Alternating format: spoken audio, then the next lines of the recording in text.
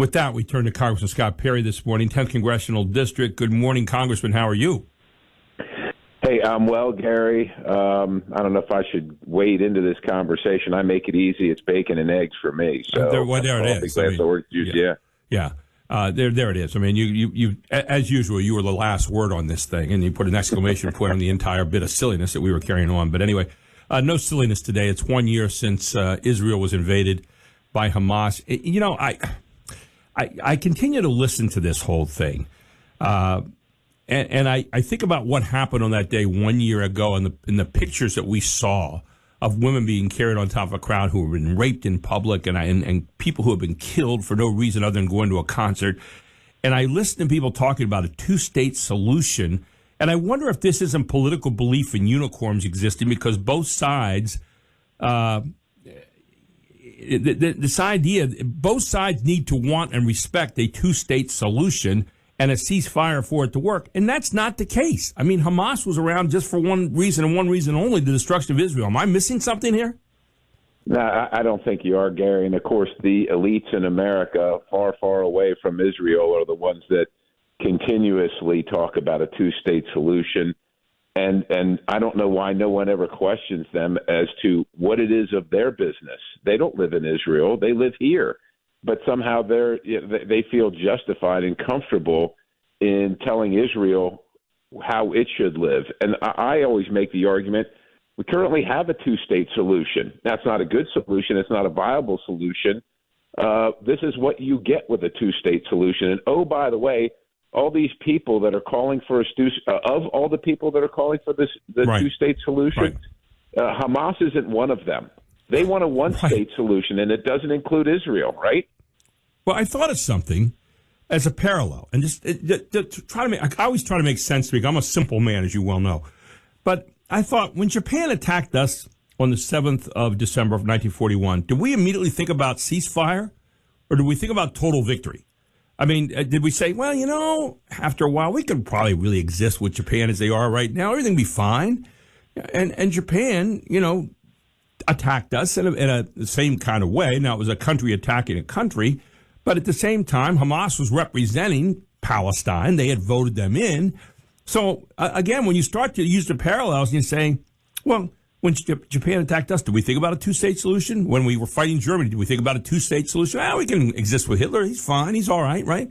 We didn't think that way, did we? No, nor should we.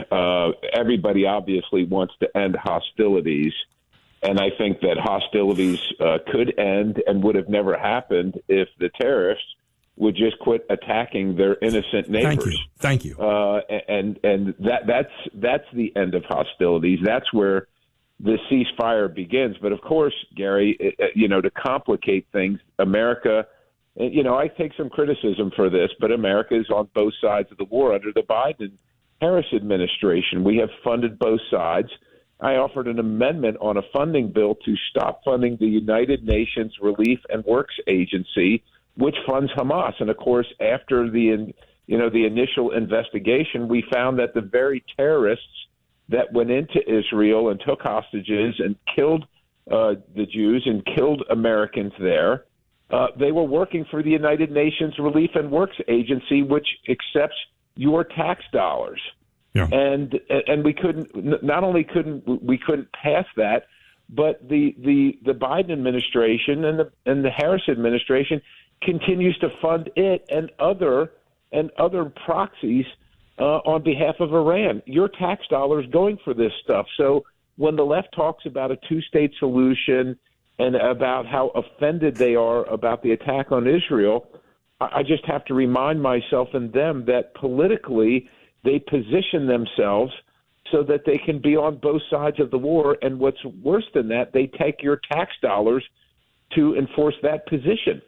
Isn't the idea of a war with another country to win it? And since World War II, how many wars have we really won? I mean, if you get into a war, that's not a good thing. Nobody loves war. Nobody's pushing for that. But when you're in it, isn't the idea to make the other side stop having the desire to want to launch it against you? And so I sit and watch all this right now, and I think about, here's Iran, who is the guy behind the screen, funding the Houthis, Hezbollah, Hamas, God knows who else in that region. And it's clear that they are the ones behind all this, using the Palestinians as stooges. And you look at this and you say, what are we not getting? Why are we helping Iran in any way? Why are we bending over backward in any way for Iran, or even bending over forward for that matter for Iran? I don't understand that.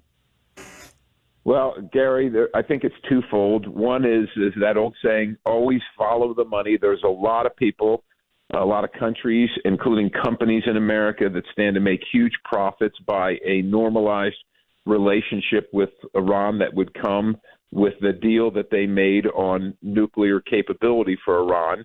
That's number one, or number two. Number one or number two. The other one is that there are people that live in America who just don't agree with the founding of America as it was founded, thinks that we're too big for our britches and we need to come to parity, some level of equality or equilibrium with the terrorist nation of Iran and other ones like, Russia, North Korea, China.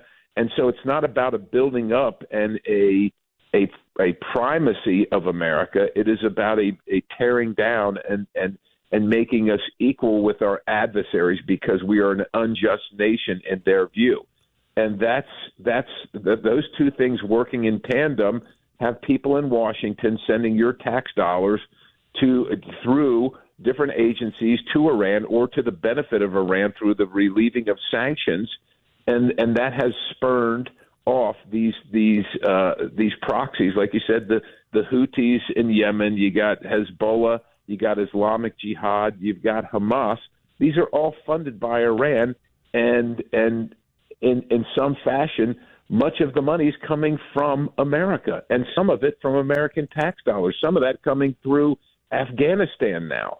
You're a guy who served in the military. When we come back, I want to ask you about what Netanyahu is doing right now in Israel and the idea of this word we keep on hearing, proportionality. That we can attack back, but we have to attack in proportionality. Last week, President Biden was getting together with some other nations, and they talked a lot about proportionality. I want to get your take on that when we come back. I haven't served in the military, but I'm a coach. And one of the things that I hear talked about a lot, and I heard it last week, the Biden administration was talking to some, other countries, and they were talking about, yeah, sure, it's fine for Israel to fight back, but proportionality is what should take place. And I'm thinking to myself, when I try to win a game, if I'm helping to coach a game, we're trying to win it, we're not looking for proportionality. We're looking to win. Okay? If you stay proportional, it's going to be about the same the whole way through. I mean, what's this idea of proportionality instead of the idea of going out and winning against people who would do harm upon your region, upon your country, or upon yourself for that matter? Your thoughts on that? Yeah, Gary, you obviously get it. It's not a hard concept. The people that are calling for proportionality, the people that are calling for Israel to lead the ceasefire are always the same group of people that are losing. That's why they're calling for it.